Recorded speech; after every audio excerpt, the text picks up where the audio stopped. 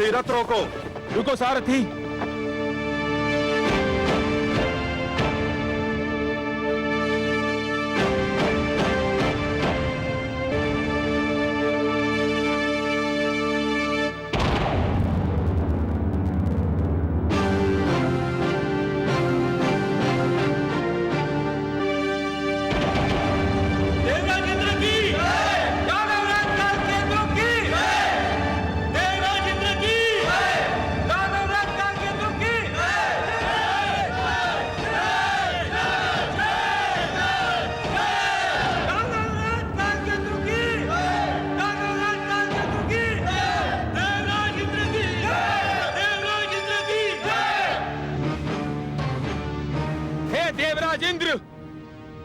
तुम्हें बहुत घमंड है अपनी शक्ति पर। आज का दिन तुम्हारे घमंड का अंतिम दिन होगा। आज हम अपनी पराजय और अपने अपमान का प्रतिशोध लेने आए हैं। चलो युद्ध आरंभ करो। आक्रमण तुमने किया है दानवराज कालकेतु, तुमने, हमने नहीं। हम तो अपनी सुरक्षा के लिए लड़ेंगे। युद्ध तुम आरंभ करो, तुम। कायर, ये क्यों नहीं कहते कि तुम में युद्ध और आक्रमण करने का साहस नहीं रह गया है? हम तुम्हें युद्ध में पहल करने का निमंत्रण दे रहे हैं और तुम पीछे हट रहे हो। चलो आक्रमण करो। हम कायर नहीं है और ये सत्य तुम भली भांति जानते हो। हम पहले भी तुम्हें कई बार पराजित कर चुके हैं और आज भी यही होगा। हमें तुम्हारा निमंत्रण स्वीकार है। सावधान कालकेतु।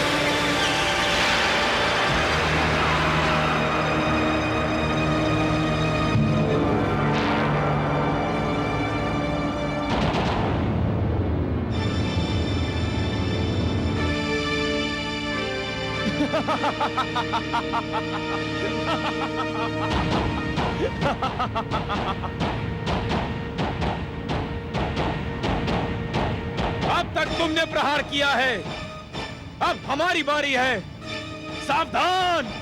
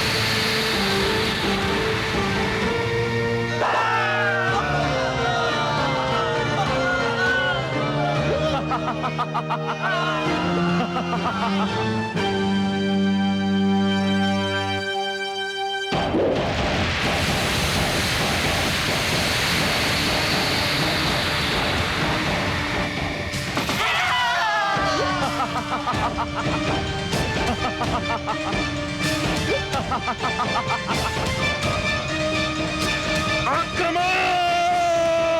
आक्रमण करो!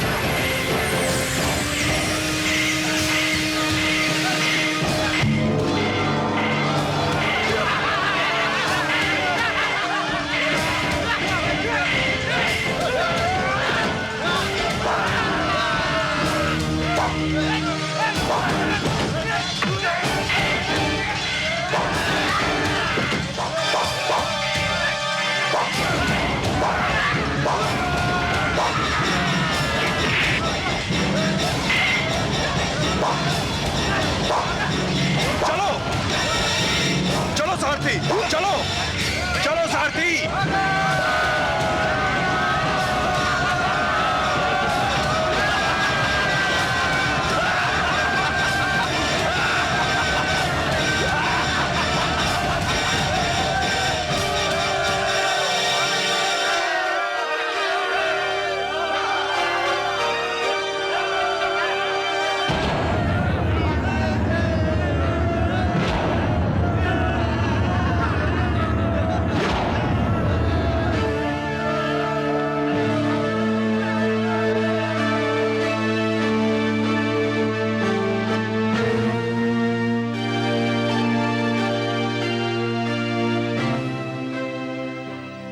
आपकी कृपा से हम जीत गए गुरुदेव।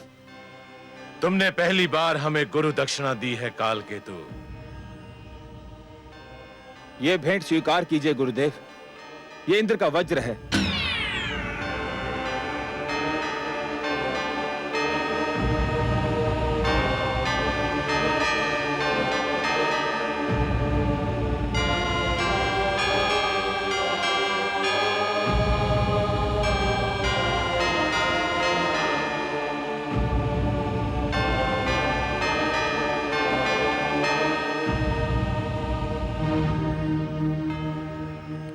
विजय श्री की बधाई हो स्वामी। हमारी विजय आपके पिता की पराजय भी तो है देवी। आपको अपने पिता की पराजय का दुख तो नहीं? मैं जिस संस्कृति में पली बड़ी हूँ स्वामी, उसकी रीति ये है कि जब कन्या किसी को अपना पति स्वीकार करती है तो उसके साथ साथ उसके दुख, सुख, हर शोक को भी अपने गले लगा लेती है। और जब किसी के गले में वरमाला डालती है तो उसी माला के साथ अपनी इच्छाओं, अभिलाषाओं को भी समर्पित कर देती है। फिर भी पिता की पराजय का दुख तो स्वाभाविक है देवी। मैं अब किसी पिता की पुत्री नहीं, अपने स्वामी की अर्धांगिनी हूँ। हमारी संस्कृति में पाणी ग्रहण केवल शारीरिक मिलन नहीं होता, आत्माओं का मिलन भी होता है। युद्ध में आपकी विजय मेरे लिए गर्व की बात है। मेरी ओर से देवताओं की सेना पर विजय की हार्दिक बधाई स्वीकार करें। विजय हमें केवल देव सेना पर नहीं मिली है देवी, हमने मृत्यु पर भी विजय पा ली है। अब दानव लोक के लिए मृत्यु का अंत हो चुका है। हे सर्वेश्वर, क्या वास्तव में मृत्यु का सदा के लिए अंत हो जाएगा? नहीं महादेवी, जीवन और मृत्यु तो एक दूसरे के लिए अनिवार्य है। यदि मृत्यु का अंत हो गया तो जीवन के सौंदर्य का भी अंत हो जाएगा। जीवन इसी कारण तो सुंदर और मूल्यवान लगता है देवी कि एक दिन उसका अंत होना है। यदि केवल दिन ही छाया रहे और रात्रि ना आए तो नेत्र जागते जागते और सूर्य अपना प्रकाश बांटते बांटते थक जाएं। यदि मृत्यु ना आए तो प्राणी कदाचित जीवन से ऊब जाए देवी। परंतु दैत्यगुरु शुक्राचार्य तो कह रहे हैं कि उन्होंने मृत्यु पर विजय पा ली है। हा? किसकी मृत्यु पर महादेवी? वो दानवों को पुनः जीवन अवश्य दे सकते हैं, परंतु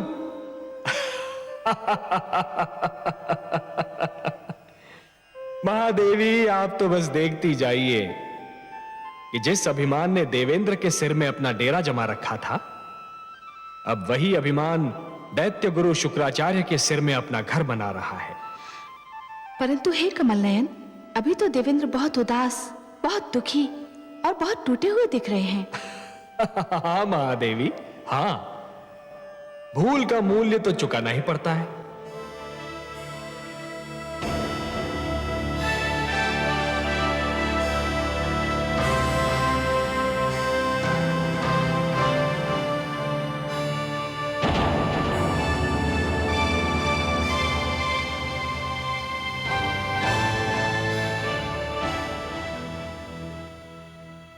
जो हुआ वो मेरी और केवल मेरी भूल का परिणाम था।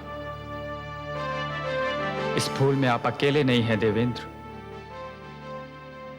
हम सब ने भी तो अपने आप को जी भर के चला था। जो हो चुका है उसका शोक समस्या का समाधान नहीं है देवेंद्र। यह स्थिति बहुत गंभीर और घातक है कि दानवों का जीवन संजीवनी की छाया में सुरक्षित हो चुका है और देव जीवन आज सुरक्षा की राहों में भटक रहा है।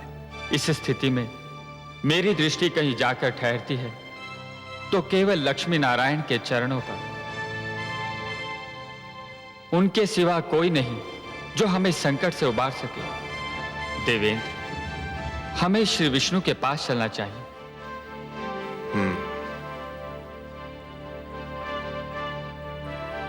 अब उनके अतिरिक्त और कौन आश्रय दे सकता है? उनके अतिरिक्त कौन रक्षा कर सकता है? कह दीजिए समस्त देवताओं से, क्या हमें मिलकर भगवान श्री विष्णु के पास जाना है?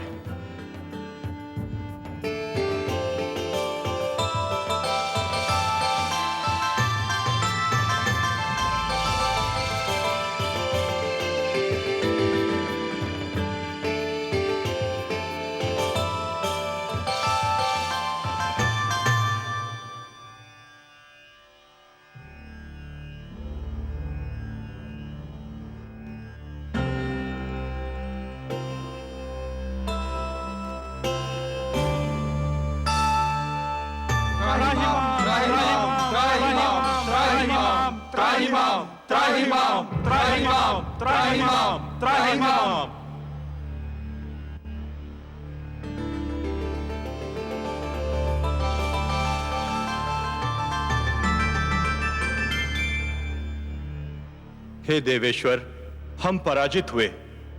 हमारी सेना के अगणित सेनानी वीर गति को प्राप्त हुए। हमारा सिर लज्जा से झुक गया। आपके अतिरिक्त और कोई नहीं जो हमारी रक्षा करे, हमारे दुख का निवारण करे। हे परमेश्वर, हमारी सहायता कीजिए। हे नारायण, दैत्य गुरु शुक्राचार्य ने भगवान शिव से संजीवनी मंत्र क्या प्राप्त किया? हमारे सिरों पर मृत्यु और पराजय का वज्र आ गिरा।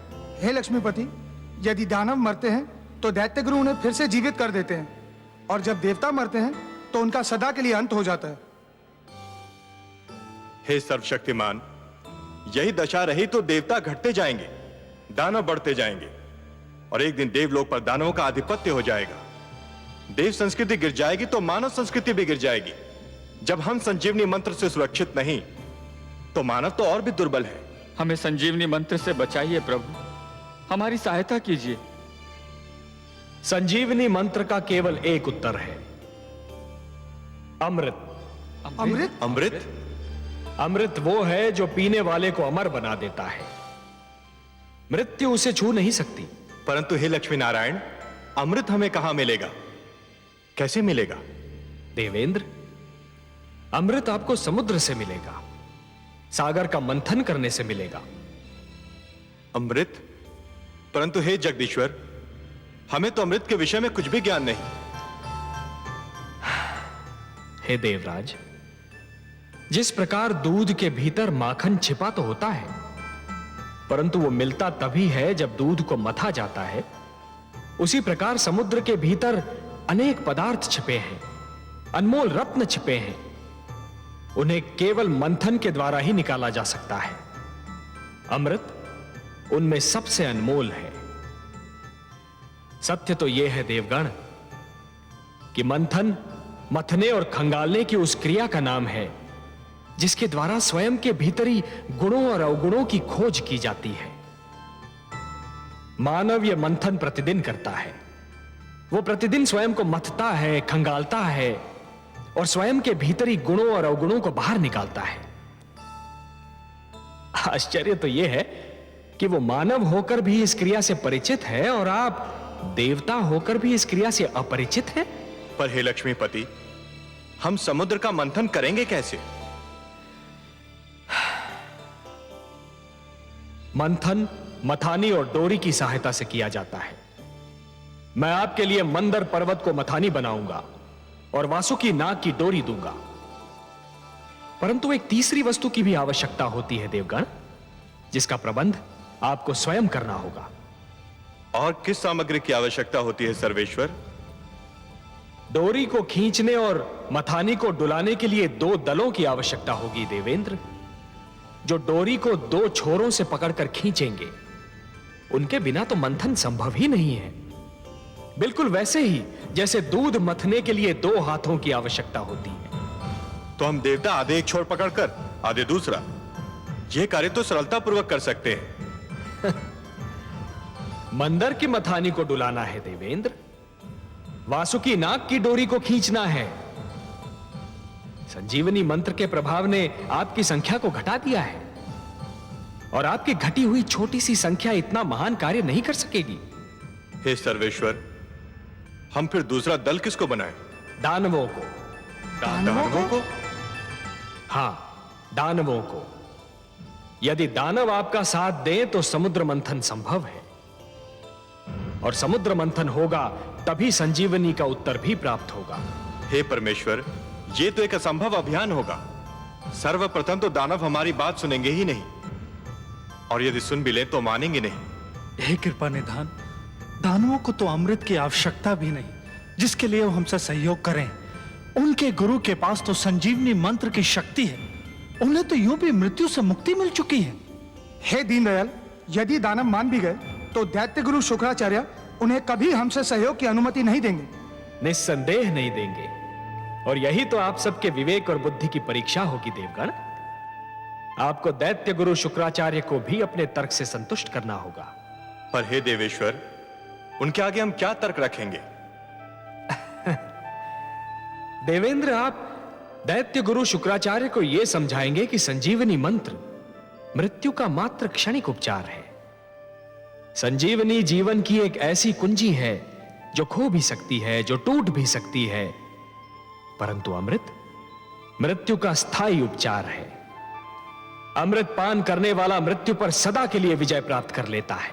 परंतु हे नारायण, इसका अर्थ तो यह हुआ कि हमें दानवों के पास सिर झुकाकर जाना होगा, उनसे सहयोग और सहायता की भिक्षा मांगनी होगी। क्या यह समस्त देवलोक का अपमान नहीं होगा? क्या अपमान में अब भी कोई कमी रह गई है देवराज? शब्दों के जाल में मत उलझिए देवेंद्र, शब्दों के जाल में मत उलझिए।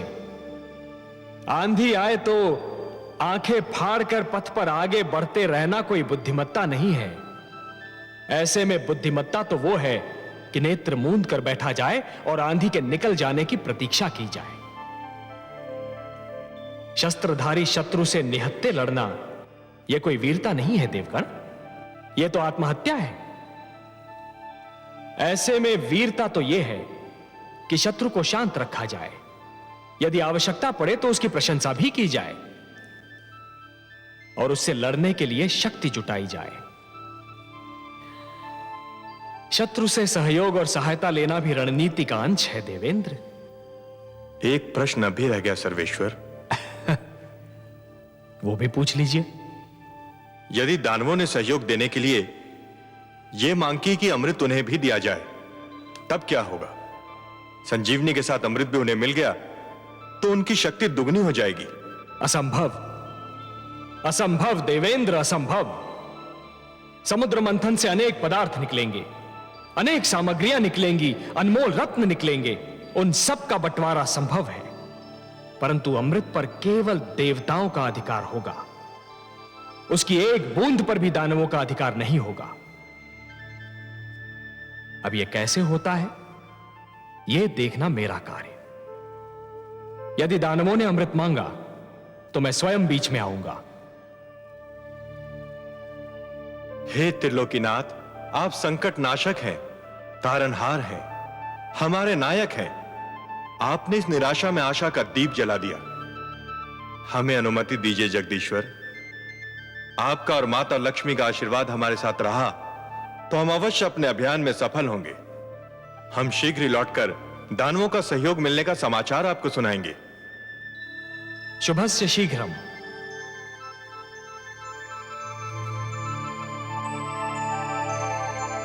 हे कमल नयन, आपने अभी कहा कि दानवों से सहयोग लिया जाए, किंतु उन्हें अमृत की एक बूंद भी न दी जाए।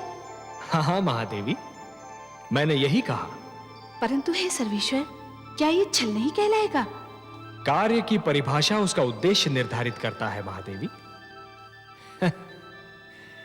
यदि उद्देश्य उत्तम हो तो उसे छल का नाम नहीं दिया जाता, उसे नीति का नाम दिया जाता है। देवताओं को भी नीति से कार्य लेना होगा। छल तो गुरु शुक्राचार्य कर रहे हैं महादेवी। उन्होंने भगवान शिव से कहा कि संजीवनी मंत्र उन्हें मानव कल्याण के लिए चाहिए, पर क्या वो मानव कल्याण कर रहे हैं? वो तो संजीवनी मंत्र का उपयोग केवल दानव कल्याण के लिए कर रहे हैं। और यह छल है देवी, यही छल है। और इसके उत्तर में कोई भी कार्य, भले ही उस पर छल का संदेह ही क्यों न हो, उचित ही नहीं उत्तम भी है। आप तो उत्तरों के उत्तर हैं, तर्कों के तर्क हैं और उद्देश्यों के उद्देश्य हैं कमल नयन। आपकी हर बात में रहस्य होता है।